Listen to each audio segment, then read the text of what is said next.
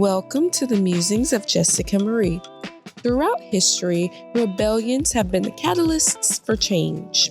From the fall of powerful empires to humanitarian efforts, people around the world have had to fight for better living situations, increased economic opportunities, and even basic human rights. Countless rebellions have faded into obscurity, but many remain stamped as valuable lessons in history. Join me as we shine a historical spotlight on Nat Turner's Rebellion, one of the most known and largest slave rebellions in the United States. Nat Turner's Rebellion, also historically known as the Southampton Insurrection, was a large uprising in Virginia in August 1831. It was organized by Nat Turner, an enslaved black man who wanted retaliation against the slave owners in the area.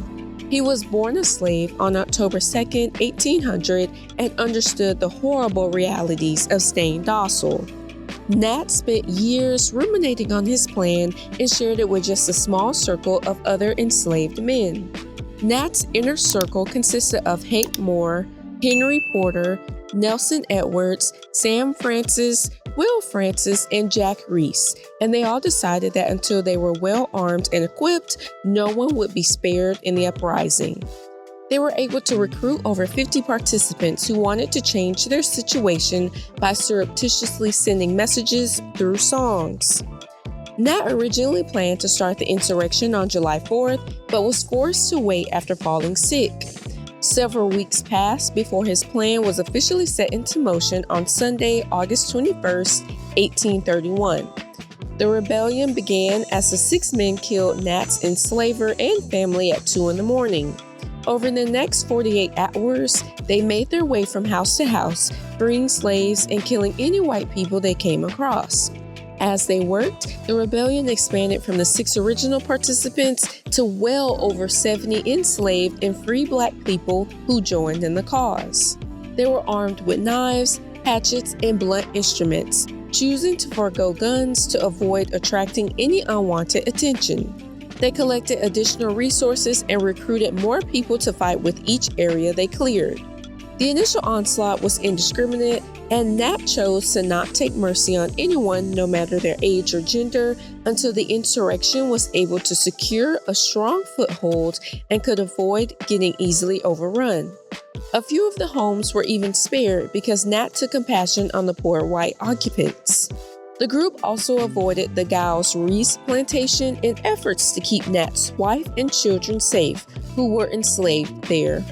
By noon on August 22nd, the rebellion made its way to the county seat and next closest town to collect more supplies, but a local white militia had formed to stop them. The group dispersed, hid for the night, and resumed their attacks the next morning.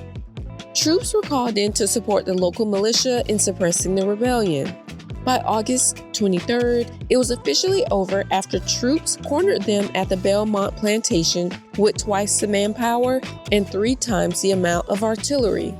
Nat stayed in hiding for another 10 weeks before he was captured on October 30th after being discovered by a dog. There were dozens of black people who were arrested for their alleged involvement in the insurrection, 30 of which were convicted. Nat himself was tried, convicted, and sentenced to death for conspiracy and starting the rebellion.